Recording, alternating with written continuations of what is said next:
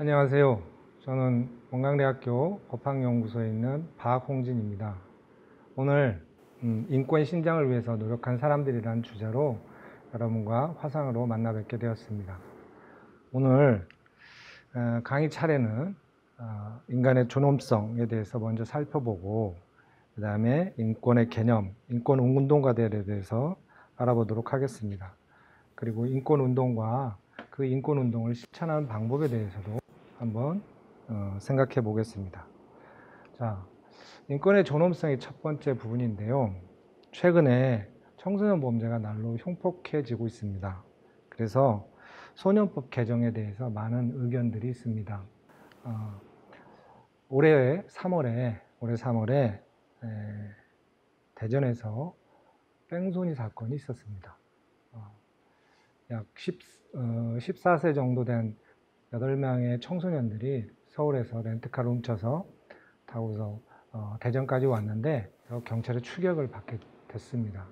그래서 과속으로 달리기 시작했는데 어떤 교차로에서 멈추지 않고 이미 신호는 정지 신호가 켜졌는데 멈추지 않고 달리게 되었습니다. 그때 예비 대학생으로 코로나 바이러스 때문에 입학하지 못하고 알바를 하던 예비 대학생을 치게 되었고 그 예비 대학생이 숨지는 사건이 있었습니다. 문제는 그 다음에 이 가해 청소년들이 어떤 행동을 했느냐가 중요한데 그 청소년들이 경찰 조사를 받으면서 단체 사진을 찍고 V자를 표시하고 담배를 피고 또 SNS에 죽이고 싶어서 죽였느냐, 대전에 있는 소년입니다. 대산학교에 가니까 편집 많이 해주세요. 이렇게 이제 SNS에 올린 겁니다. 그래서 국민들이 공분을 했습니다. 왜 그랬냐면 이 청소년들이 생명을 경시하는 태도를 보였기 때문입니다. 그래서 청와대 청원 게시판에 약 90만 명에 해당하는 사람들이 엄벌에 처해달라고 신청을 했습니다. 최근 우리 사회가 청소년 범죄에 대해서 조금 소년법을 개정해서 처벌해야 된다는 목소리가 높아지고 있습니다. 약 90%의 성인들이 소년법을 폐지하든가 소년법을 처벌을 강화하는 쪽으로 개정하든가 이렇게 바꿔야 된다고 얘기를 하고 있습니다. 물론 소년법 개정을 반대하는 견해도 있습니다. 그런데 이렇게 소년법을 개정해야 된다고 하는 이유를 보면 일단 소년들의 범죄가 잔인하고 반인륜적인 범죄라는 겁니다. 또 인성을 버린 잔인성과 극악성을 띠는 심각한 범죄 행위가 그치지 모른다는 겁니다. 그런데 이 두 가지 이유는 아마도 국민들이 느끼기에 이것은 인간의 존엄성을 경시하는 청소년들의 태도, 이것 때문에 더 분노하고 흥분하는 것이 아닌가 합니다. 그런데 인간의 존엄성을 중요시한 사례가 있습니다. 우리 화면 속에 무릎 꿇고 있는 사람은 독일이 통일되기 전에 서독의 총리였던 빌리 브란트 총리입니다. 빌리 브란트 총리가 1970년에 폴란드의 수도 바르샤바에 갔습니다. 거기서 전쟁 희생자 비석 앞에서 무릎을 꿇고 사과를 했습니다. 이날은 비도 그런 흐린 날이었습니다. 그럼에도 불구하고 빌리 브란트 총리가 무릎을 꿇고 폴란드 국민들한테 사과를 한 것이죠. 사실 빌리 브란트 총리 자체도 나치 정부에 의해서 핍박받던 사람입니다. 그래서 폴란드 국민들이 사과하지 않을 사람이 사과를 했다, 이렇게 표현을 할 정도로 그 당시 폴란드 국민들이 독일 국민들한테 또 독일에 갖고 있던 감정이 많이 완화되고 누그러지는 그런 효과가 있었습니다. 사진 속의 빌리 브란트의 모습은 과거 이제 나치 독일의 지도자들이 행한 홀로코스트라고 하는 인간 존엄성 말살 행위에 대한 사과였을 것입니다. 어느 나라 총리 또는 대통령이 다른 나라를 방문해서 그 나라의 국립묘지라든가 또는 애국지사 묘역에 참배하거나 또는 전쟁 참전비에 참배하는 일은 가끔 있는 일입니다. 그런데 무릎을 꿇고 사과한다는 것은 서양인들의 인식에서는 상당히 좀 어려운 얘기죠. 상당 그 서양인들 문화 속에서는 좀채 없는 행동들입니다. 그런데 왜 이런 행동들이 나올까요? 한자 성품 성자는 마음심자와 날생자가 결합된 그런 글자입니다. 그래서 그대로 풀이하면 성품 성자는 마음이 나오는 것, 이것을 뜻합니다. 앞에서 우리 청소년들을 봤듯이 어떤 사람들 마음에서는 똑같은 사람인데 잔혹하고 동물 같은 마음이 나오고, 어떤 사람들 마음에서는 자기의 행동을 반성하고 또 상대방의 아픔을 이해하고 그래서 그 사람들의 존엄성을 인정하고 그것에 따라서 행동하려고 하는 그런 행동들이 나올까요? 왜냐하면 사람에게는 여러 가지 성품이 있기 때문에 그렇습니다. 동물과 같은 본능, 또 이성, 착한 마음, 이런 것들이 한꺼번에 있습니다. 동물과 같은 마음, 인성, 신성, 이런 것들이 같이 우리 마음속에 공존한다는 것이죠. 예를 들면 욕심에 가득 찬 행동을 하는 사람들, 그 사람 보면 뭐라고 해요? 짐승만도 못하다, 그런 얘기 하잖아요. 그러면 야, 본능에 충실한 게 뭐가 잘못이야? 이렇게 반문도 하겠지만 일단 다른 사람한테 해를 끼치는 행동은 자제해야 됩니다. 그런데 사람은 본능을 억누를 수 있는 그 이성을 가지고 있습니다. 그래서 그런 이성 때문에 만물의 영장이라고. 또 때로는 이타적인 착한 마음이 일어날 때도 있습니다. TV에서 유니세프 광고를 볼 때 먹지 못해서 바짝 마른 그런 아프리카의 어린 아이를 보면 안 됐다, 도와주고 싶다, 이런 마음이 들기도 하고, 산책을 하다가 길거리에 버려진 동물을 보면 안타까운 마음이 들기도 합니다. 이런 마음이 다 우리의 마음 속에는 있는 것입니다. 우리가 청소년들이 학교에 생활하다 보면 교칙이나 또 국가 법률이나 이런 것들을 지켜야 될 때가 있습니다. 이런 교칙이나 법률의 준수는 이성에 따르는 것입니다. 정해진 약속, 즉 합의된 약속이기 때문에 따르는 것이죠. 그 약속을 어기고 행동하는 것이 바로 비행이고 범죄입니다. 그런데 이 비행과 범죄의 대부분은 인간의 존엄성을 해치는 행위입니다. 도대체 인간은 어떤 존재이기에 이런 다양한 성품을 가지고 있을까요? 인간이라는 한자 단어를 보면 사람 인자와 사이간자가 합쳐진 말입니다. 그래서 더불어 사람 사이, 즉 관계를 뜻하는 단어입니다. 그래서 인간은 혼자서는 살 수 없는, 다른 사람과 더불어 살아가야 된다는 존재임을 나타냅니다. 다음 국어사전에 보니까 인간에 대해서 이렇게 정의하고 있습니다. 직립보행을 하며 사고와 언어 능력을 바탕으로 문명과 사회를 이루고 사는 고등동물, 이렇게 기본적으로 정의하고 있습니다. 그래서 우리가 화면상에 보듯이 직립보행은 신체적 특징을 나타냅니다. 또 사고와 언어 능력은 지능적, 정신적 특징을 나타내고요. 마지막으로 문명과 사회를 이루고 산다는 것은 관계적 특징을 말합니다. 따라서 인간은 누군가와 함께, 다른 사람과 함께 살아가는 존재라는 것입니다. 우리가 흔히 이런 말을 인간은 사회적 동물이라고 표현을 하죠. 그래서 이성을 가진 사회적 동물인 사람은 다른 사람의 인권, 그 사람의 인권을 존중해 주고 인간 자체로서의 존엄성을 존중해 주어야 합니다. 그래야지만 사회가 유지될 수 있습니다.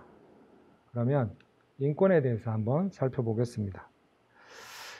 인간이 천부적으로 갖는, 사람이라면 누구나 태어나면서부터 당연히 가지는 기본적인 권리, 인간이기 때문에 당연히 갖는 권리를 인권이라고 합니다.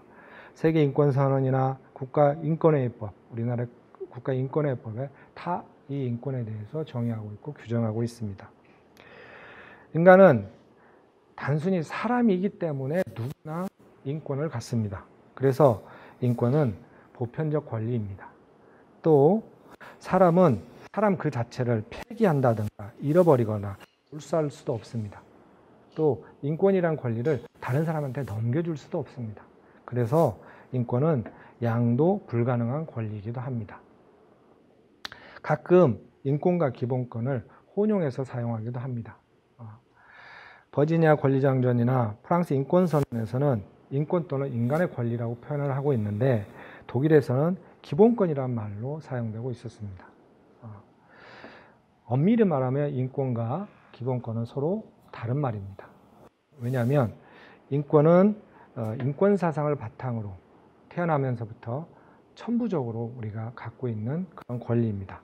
그러나 기본권은 헌법이라는 법률이 그렇죠. 크게 보면 헌법이 보장하는 국민의 기본적 권리입니다. 그런데 각국의 헌법은 인권에 있는 권리들 모두를 사실은 각국의 국가 헌법에 넣어놓고 있습니다. 그래서 굳이 인권과 기본권을 구분할 필요는 없습니다. 자, 인권의 유형을 국제적 인권 기준에 따라서 한번 분리해 보면 이렇습니다. 인간의 존엄, 시민 정치적 권리, 경제, 사회적 문화적 권리, 법 절차적 권리로 나눠볼 수 있습니다. 첫 번째 인간의 존엄은 일단 국적, 피부색, 성, 인종, 종교, 사상 이런 것으로부터 이런 것으로 인해서 차별받지 않는 것, 즉 인간의 존귀함 그 자체를 인정하는 것, 이것을 말하고요. 두 번째 시민 정치적 권리는 사생활의 자유라든가 종교, 사상, 양심의 자유라든가 또 집회, 결사의 자유, 참정권, 언론 출판의 자유라든가 이런 것들을 인정하는 권리입니다. 세 번째 경제적, 사회적, 문화적 권리는 일단 기본적 의식주 해결과 삶의 질을 보장하는 그런 권리를 말하고 일할 권리, 건강권, 교육받을 권리, 문화 향유권 이런 것들이 여기에 속하는 권리들입니다. 네 번째 법 절차적 권리는 일단 모든 사람이 법으로부터 보호를 받아야 될 권리를 의미하고 재판을 받을 권리를 의미하기도 합니다. 자, 이렇게 여러 가지 인권의 유형을 지키기 위해서 노력한 사람들이 있습니다. 이들을 인권운동가라고 합니다. 우리가 익히 알고 있는 인권운동가들도 있고 그렇지 않은 인권운동가들도 있습니다. 얼마 전에, 즉 지난달 19일에 이분, 존 루이스 하원 의원인데 이분이 타계하셨습니다. 존 루이스는 흑인 인권운동 지도자이기도 하지만 미국 민주당 하원 의원이기도 합니다. 그런데 이분이 주목받는 것은 마틴 루터 킹 목사와 함께 흑인 인권 운동을 주도했던 6인 중에 한 명이었기 때문입니다. 우리가 잘 알고 있는 마틴 루터 킹 목사입니다. 가운데 계신 분이죠. 예. 마틴 루터 킹 목사는 미국 침례교 목사이고 또 인권운동가이고 기독교 평화주의자이고 미국 내 흑인 인권운동을 주도하신 분이기도 합니다. 특히 무저항 비폭력 운동가이기도 합니다. 이런 그 업적으로 인해서 1964년 노벨 평화상을 받았습니다. 마틴 루터 킹 목사가 1963년 워싱턴 대행진 때 I have a dream, 나는 꿈이 있습니다, 이런 연설을 했죠. 그 연설은 인종차별 철폐와 또 각종 인종간의 공존에 대한 아주 훌륭한 연설이었습니다. 그래서 많은 사람의 공감을 불러일으켰죠. 킹 목사님은 1968년 흑인 청소 노동자들의 파업을 지원하러 가다가 이렇게 백인 우월자에 의해서 암살당하고 맙니다. 미국 연방정부는 그의 생일날을 공휴일로 지정하고 있습니다. 자, 다음은 우리가 익히 잘 알고 있는 마하트마 간디입니다. 인도인에게 마하트마 간디는 건국의 아버지이자 국부로 추앙받고 있습니다. 시인 타고르가 그에게 위대한 영혼이라는 마하트마라는 이름을 붙여주었습니다. 비폭력주의의 제창자로 알려져 있습니다. 간디라는 이름의 뜻은 야채상이라는 뜻입니다. 예, 그래서 이름처럼 간디는 가장 낮은 곳에서 진리와 자유, 양심을 위해서 투쟁하였습니다. 실제 간디는 나바공에서 인종차별을 당한 경험이 있습니다. 1등 칸에 탔는데 쫓겨나고 또 호텔에 들어갈 수도 없었고, 그래서 실제 인종차별의 경험을 한 사람이기도 합니다. 또 잘 알고 있는 넬슨 만델라입니다. 남아프리카 공화국의 최초의 흑인 대통령입니다. 남아공 백인 정권의 아파르트헤이트 같은 인종차별 정책을 반대하다가 무장투쟁을 했고 1962년 반역죄로 체포되어서 수감되었습니다. 27년간 옥중 생활을 하다가 1990년 석방되었습니다. 이후에 그 당시 남아공 대통령이던 드 클레르크와 함께 아파르트헤이트를 폐지하면서 1993년 이를 계기로 노벨 평화상을 받았습니다. 안타깝게도 2013년 세상을 떠났죠. 그럼에도 불구하고 세계 인권운동의 상징적 존재로 남아있습니다. 우리가 잘 알고 있는 김대중 대통령도, 고 김대중 대통령도 외국에서는 넬슨 만델라와 비견될 만큼의 인권운동가로 추앙받고 있습니다. 오늘은 이 자리에서는 소개하고 있지 않습니다. 다음은 엘리너 루즈벨트입니다. 미국의 여성 사회운동가이자 정치가입니다. 여성 문제 및 인권 문제 등 폭넓은 분야에서 활약을 했습니다. 루즈벨트라는 이름이 조금 성이 익숙하죠. 네, 미국 32대 대통령인 프랭클린 루즈벨트의 부인이었습니다. 그녀가 1945년부터 1953년까지 국제연합의 미국 대표로 활동할 때 지금 우리가 알고 있는 세계 인권선언의 기초를 확립하는 데 노력했었습니다. 메리언 라이트 에덜만입니다. 아동인권운동가인데요. 잘 알고 있는 아동보호단체인 아동보호기금이라는 것이 있습니다. 그것의 설립자이고 의장입니다. 그녀는 예일대학 로스쿨에 입학해서 흑인 최초로 미시시피주 변호사가 입니다. 지금 현재도 아동보호기금을 통해서 아동 인권 보호를 위해서 헌신하고 있습니다. 류 샤오본인데요. 중국인입니다. 중국의 대표적인 인권과 민주화 운동가입니다.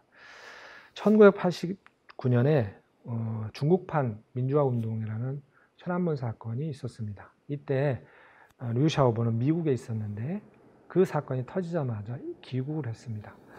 보통 이렇게 민주화 인사들은 귀국하면 탄압을 받을 것을 여튼 생각을 해야 되는데 류 샤오본은 일단 귀국해서 시위에 참여했고 시위대 대표로 중국 정부와 협상을 벌이기도 했습니다.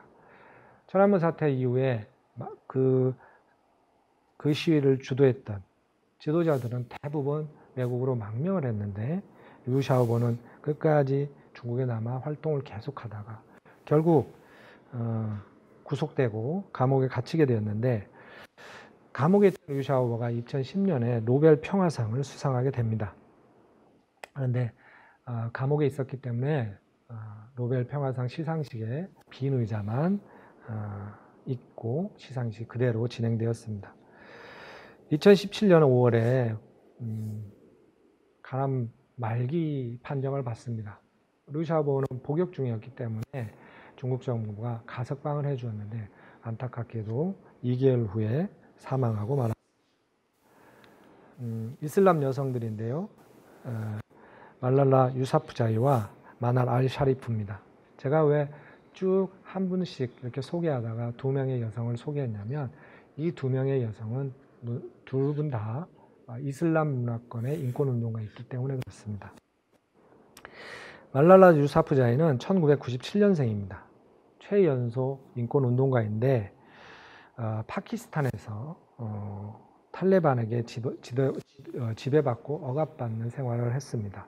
또 교육도 받지 못하고 여성이기 때문에 남자 의사에게는 진료도 받지 못하는 여러 여성, 어린이들의 인권 이런 삶을 일기로 써서 영국의 방송국 블로그에 올리면서 세계적으로 큰 반향을 일으켰습니다.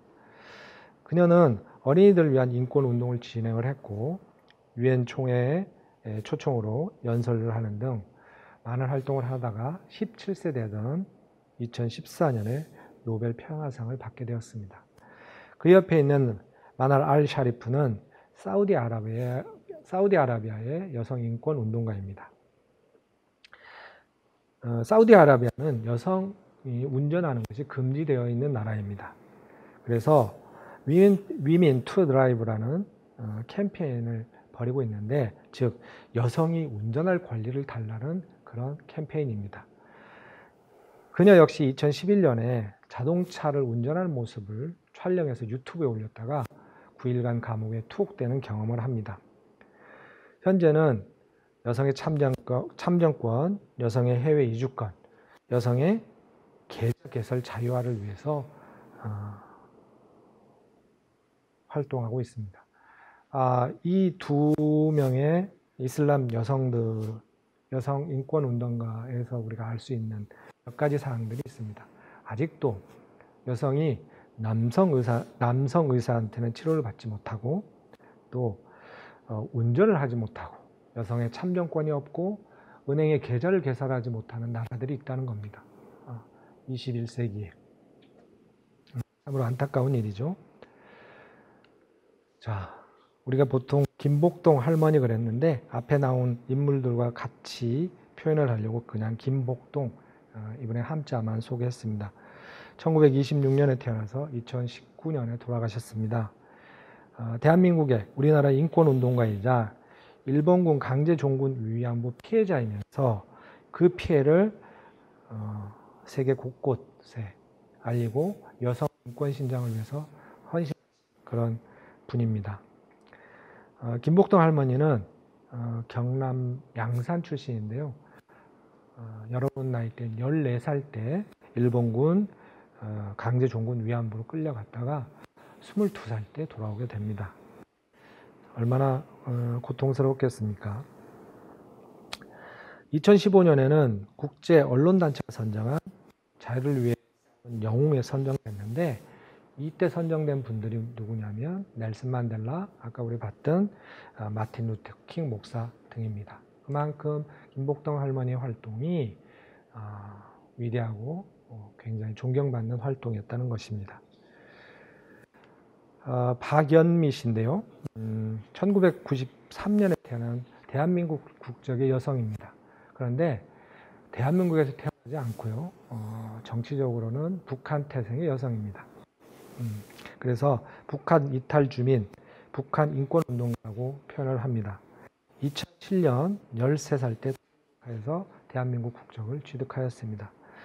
2014년에 영국 BBC 올해의 여성 100인에 선정되었습니다. 현재는 세계 각국을 돌면서 북한의 인권 회복을 위해서 헌신하고 있습니다.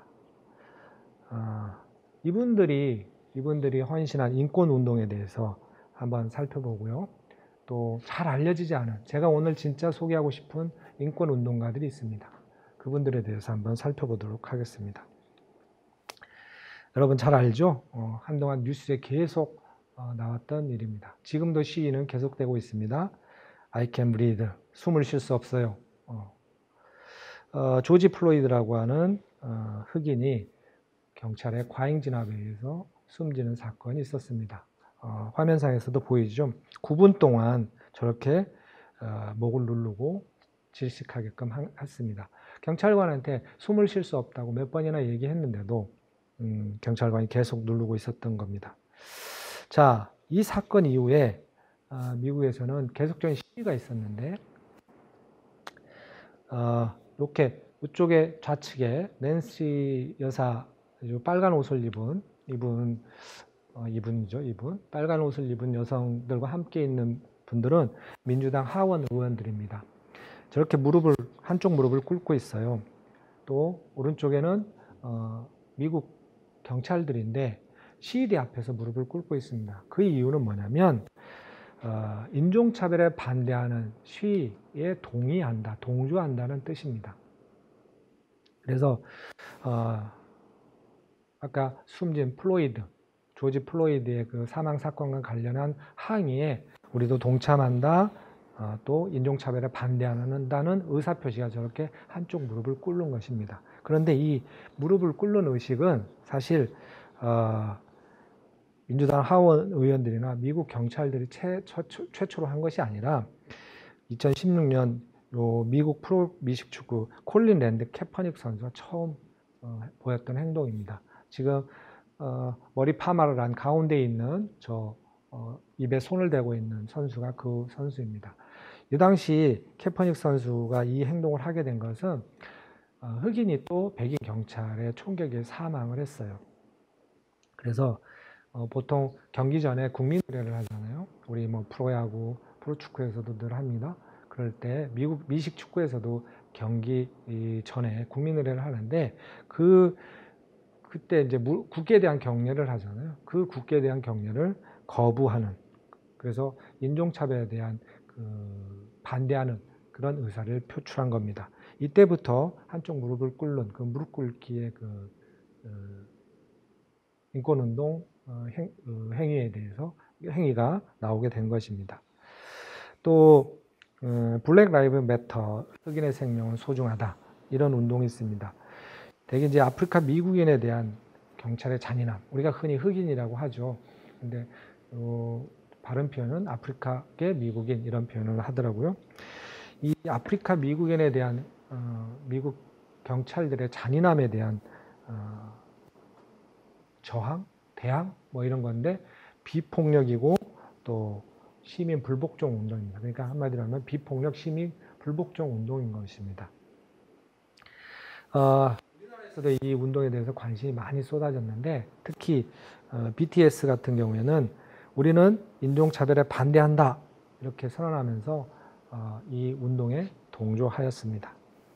화면상에 네 분이 나란히 어떤 식당에 앉아 있습니다. 셰프도 흑인입니다.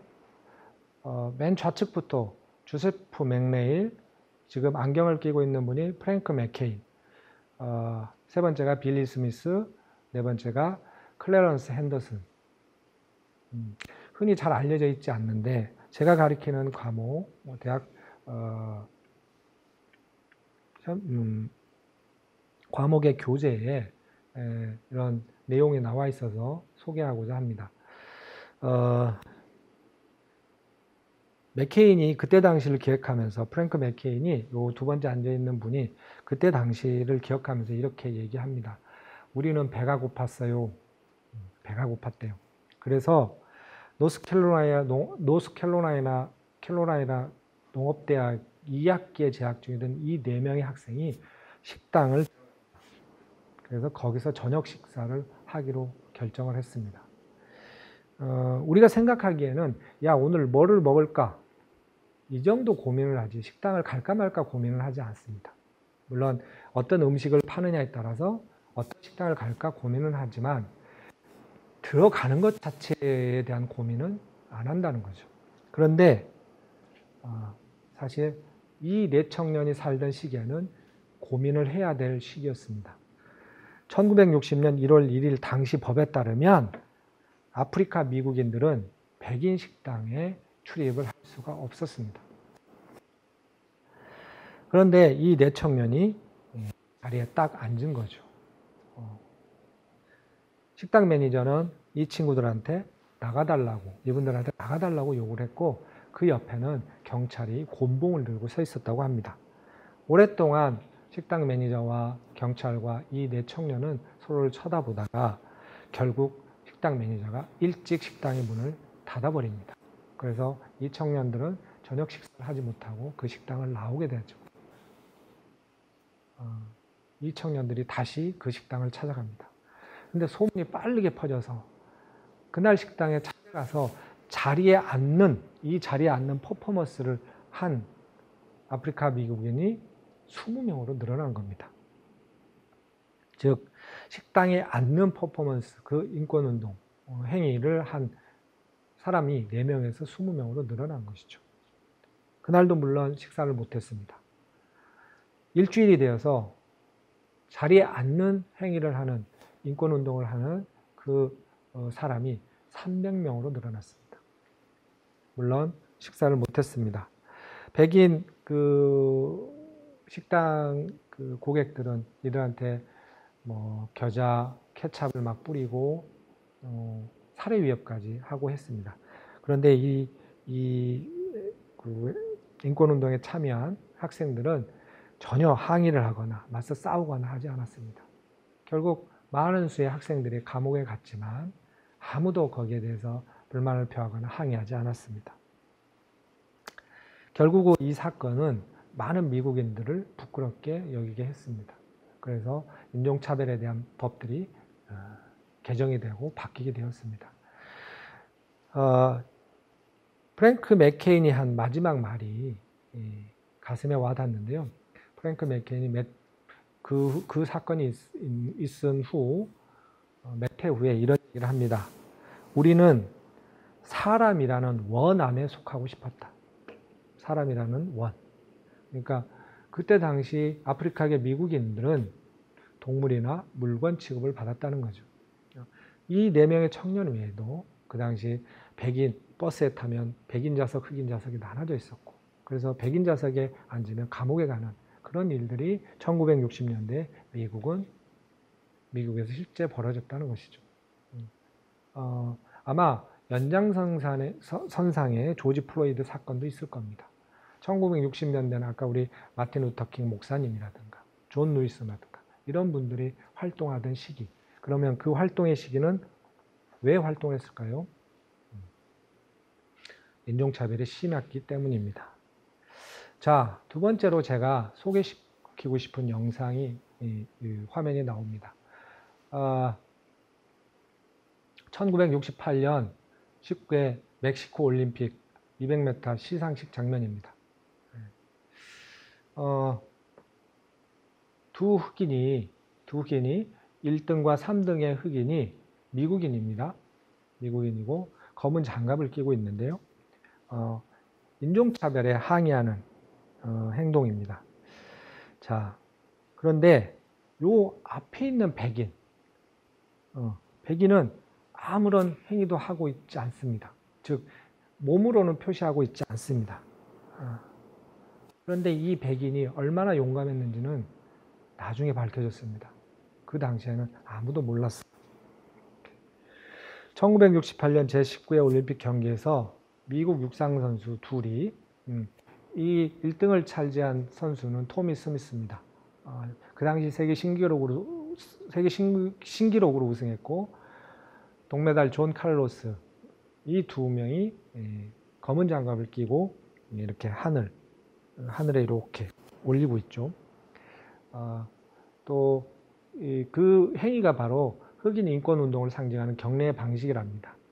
이 선수들 가만 보면 검은색 양말을 신고 있고 흰색 상자 속에 올리브 묘목을 갖고 있고 은색 목걸이를 착용하고 있고 펄에 친 점퍼가 있고, 이게 다 인종차별에 반대하는 그런 행위들인 것입니다. 그런데 맨 앞에 있는 은메달리스트인 피터 노만이라는 호주 선수의 가슴에 인권을 위한 올림픽 프로젝트 마크가 딱 새겨져 있습니다. 다른 두 명의 흑인 선수와 같이 그러한 배지를 착용하고 있습니다. 자, 이분인데요. 피터 노만 씨인데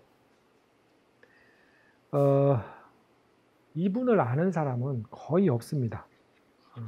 호주 출신의 백인 선수였던 피터 노만에 대해서 아는 분들은 거의 없는데 흑인 선수들이 시상식에서 어떤 행동을 할 것인가를 피터 노만 씨가 알고 있었답니다. 그때 아까 흑인들이 꼈던 그 장갑을 나눠준 분이 바로 피터 노만 씨고, 본인도 인종차별에 반대한다는 그 행위에 적극적으로 동참하기 위해서 올림픽 배지, 인종차별에 반대하는 그런 올림픽 배지를 착용했다는 겁니다. 그런데 이 행동으로 인해서 피터 노만 씨가 받은 박해는 굉장히 컸습니다. 일단 선수 자격을 호주에서 박탈당했습니다. 그래서 다시는 올림픽에 출전할 기회를 갖지 못했습니다. 고국에 돌아오니까 국민들이 전부 이단자라고 손가락질했습니다. 그래서 직장을 구하기 어려웠는데 겨우겨우 구한 것이 학교 체육교사직이었답니다. 그럼에도 불구하고 꾸준히 인종차별을 반대하는 인권활동을 해왔다고 합니다. 노만 씨는 2006년에 사망했습니다. 그래서 노만 씨가 별세한 지 6년이 지난 2012년에 호주 올림픽위원회가 그에게 정식으로 사과했습니다. 그리고 그의 인권운동 공헌에 감사를 표하기도 했습니다. 지금 사진 속에 이렇게 빨간 그 점선이 있는데 원래 피터 노만 씨가 있어야 되는 자리죠. 아까 우리가 봤던 사진을 조형물로 만들어 놓은 겁니다. 그런데 노만 씨가 이 조형물을 봤을 때 자신의 위치는 자신을 넣지 말고 저렇게 빈 공간으로 남겨놔 달라고 요청했다고 합니다. 이유는 뭐냐면 누구나 그 자리에 서서 위대한 흑인 선수들과 함께 사진을 찍을 수 있게 비워달라고 했다는 겁니다. 그러니까 피터 노만 씨는 끝까지 자신은 감추고 낮추고 두 흑인 영웅에 대해서 위대한 그런 어떤 그 사람들로 인정하고 표하고 또 많은 사람들에게 알려지길 바랬던 겁니다. 자, 우리나라 수요 집회에 대해서 알아보겠습니다. 제가 또 알리고 싶은 그런 인권운동인데요. 일본군 강제 종군 위안부 문제를 해결하고자 시작한 인권운동입니다. 1992년 1월 8일 그러니까 일본 수상 미야자 전 일본 총리가 우리나라를 방한했는데 이를 계기로 일본군 강제 종군 위안부 문제에 대한 진상규명과 책임이해 이런 문제 해결과 또 피해자의 명예회복, 인권회복 집회를 시작했습니다. 그런데 좌측에 보면 흑백 사진을 보면 연세가 든 인권운동가들이 대부분이잖아요. 그런데 요즘 현대에 와 보면 일반 시민들이 자발적으로 참여하고 여러분과 같은 청소년들이 참여해서 인권운동을 하고 있습니다. 즉 일본군 강제종군 위안부 피해자들의 인권 회복을 적극적으로 요구하고 있는 것이죠. 자, 인권 존중의 실천에 대해서 한번 살펴보도록 하겠습니다. 지금까지 우리는 많은 인권운동가와 인권운동에 대해서 봤습니다. 그분들이 또 그 운동들이 어떠한 목표로 인권운동을 했는지, 우리는 따라할 수 없는지, 우리는 실천할 수 없는지, 방안이 있다면 어떤 방안이 있는지를 살펴보도록 하겠습니다. 제가 속한 독서 모임이 있습니다. 매주 목요일 아침 7시에 원래 이제 코로나19 사태가 아니면 온라인에서 모여서 하는데 지금은 비대면으로 합니다. 제가 오늘 아침에 그 모임을 주관을 했는데요. 제 차례가 돼서 이제 벌써 355회가 됐습니다. 그동안 한 주도 안 쉬고 계속 해왔는데 지난주 독서 모임에 한의학 전문대학원에 계시는 교수님께서 이 책을 다이어트 불변의 법칙이라고 하는 이 책을 가지고 토론을 진행해 주었는데 의사시니까 한의사시니까 의학적 전문 지식을 가지고 우리가 섭취해야 될 것 또는 섭취해야 될 시간 또 버려야 될 것 이런 것들 섭취 방법 이런 것들에 대해서 설명해 주시니까 참 유익했습니다. 그런데 저한테 영향을 미친 것은 바로 마무리에 그 교수님이 다이어트의 법칙이라고 하면서 소개하신 그분의 이제 견해입니다. 정리정돈. 다이어트는 정리정돈이다. 이렇게 개념 정의를 하시더라고요. 중고등학교 시절에 많이 듣던 말이죠. 저도 부모님한테 제 방에만 오시면 아유, 얘 정리 정돈 좀 하고 살아라 이렇게 말씀을 많이 하셨습니다. 흔한 말입니다. 머리가 생각이 복잡할 때 정리, 정돈 이런 표현을 쓰죠. 그런데 이렇게 이 흔한 말이라고 그냥 일상적인 말이라고 생각했는데 그 속뜻이 참 깊었습니다. 그리고 소중했는데 그래서 소개를 하려고 합니다. 일단 정리, 불필요한 것 버리는 것. 정돈, 필요한 것들을 제자리에 놓는 것. 이런 의미랍니다. 그런데 정리가 먼저 오죠. 정리가 이렇게 앞에 와 있습니다. 즉 정돈보다는 불필요한 것을 먼저 버리는 것이 우선이랍니다. 그래서 이것을 다이어트에 적용해 보면 우리 몸에서 불필요한 것을 버리고 필요한 것을 채워 넣는 것, 즉 불필요한 것을 정리하고 필요한 것을 채워 넣는 정돈을 하는 것, 이렇게 된다는 것이죠. 그래서 우리 몸에서 불필요한 과도한 지방, 인스턴트 음식, 탄산음료 이런 것들은 버리고 필요한 영양소, 비타민, 적당한 과일, 채소, 현미밥 이런 것들을 채워 넣는 것, 이것이 바로 다이어트의 법칙이라는 것입니다. 중요한 것은 버리는 정리가 먼저라는 겁니다. 자, 인권 존중에 이 다이어트의 법칙을 적용해 보면 우리가 무엇을 해야 될지가 분명히 나타납니다. 즉, 인권 존중을 위해서 먼저 정리해야 될 게 뭘까요? 차별, 편견, 불평등, 무시 등 이 불필요한 것을 우리 마음속에서 먼저 버리고 그 다음에 사랑, 이해, 평등, 양보, 배려, 존중 이런 필요한 것을 우리 마음속에 채워 넣는 겁니다. 자, 그리고 인권 존중을 위해서 우리가 해야 될 것들이 있습니다. 사람들에 대해서 갖고 있는 우리들의 패러다임, 이 시각, 어떤 시각이요? 선글라스를 끼고 있는 것 같은 왜곡된 시각을 버리는 겁니다. 선글라스를 딱 끼고 세상을 바라보면 어떻게 보일까요? 선글라스의 색깔처럼 보입니다. 즉, 그 색깔로 보게 되는데 그것을 우리는 왜곡이라고 합니다. 왜곡. 작년에 악플에 시달리다가 사망한 두 연예인이 있습니다. 청와대 청원 게시판에 이런 청원이 올라왔습니다. 언론 내 인권 보장에 관한 법률을 제정해 주십시오. 그걸 최설리법이라고 얘기를 하던데 23,000여 명밖에 동참하지 않았지만 굉장히 중요한 것을 시사합니다. 악성 댓글이 재미삼아 그냥 무심코 단 악성 댓글이 어떤 사람에게는 큰 상처가 된다는 것입니다. 그래서 그 사람이 결국은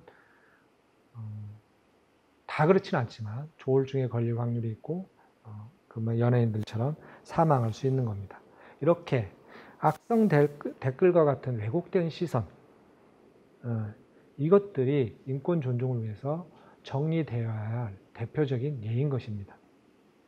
특히 우리 청소년들은 그것들에 대해서 좀 심각하게 생각해 봐야 됩니다. 인권 존중에서 정리는 선글라스를 벗고 투명한 안경을 쓰는 것과 같습니다.